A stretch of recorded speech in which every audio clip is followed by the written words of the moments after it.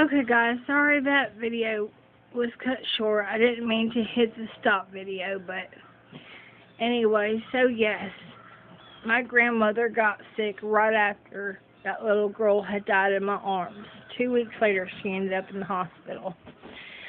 And yes, I had gone to visit her once, but while I was at home alone, I had gotten a call, and my mom said, "Sweetheart, I am so sorry, but your grandmother just passed away." My grandfather died the year that I was raped.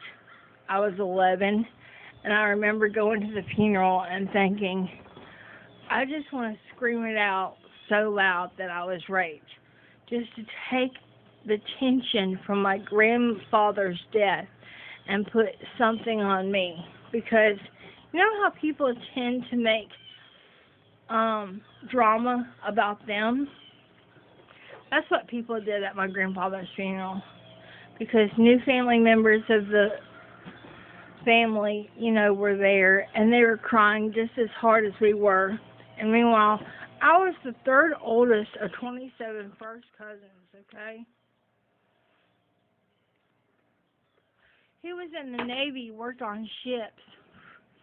Before they settled it down in Alabama, him and my grandmother and 6 kids, 5 brothers and sisters. It was actually my dad that had 6 brothers and sisters, but anyway, before they settled down in Alabama, they lived in the Panama Canal Zone. My mother was in the band. It sounded great because she got to take the train to all the football games and stuff. So, yeah, they were Navy brats and moved everywhere.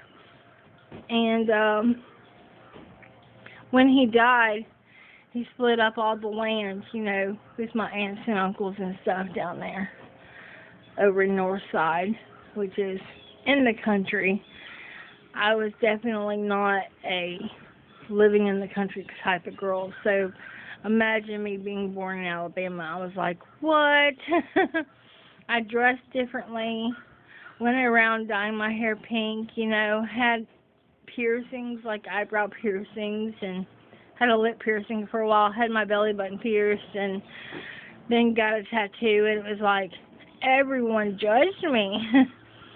And they judged my friends, our pants were too big, and all that kind of stuff, and I hung out with a lot of people, you gotta understand, that had problems, because they were the only ones that I could relate to.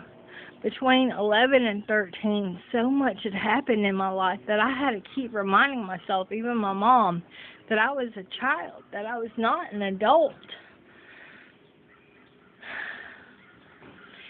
And it was because of what I had been through is what led her to make decisions, allowing me to do grown-up things later on that she now feels like was a huge mistake, and that maybe things would have turned different, But enough about that. I promised to open up about the car accident, and I will. And then I've got to go because I've got to go to this doctor's appointment. But I wanted you to know that I'm on the way to get treatment. Not today, but I'm getting closer, and that's what today is about. Today is about getting treatment and how it's going to feel, and how long I have to do them, and how often I'm going to have to do them, because they're IV treatments.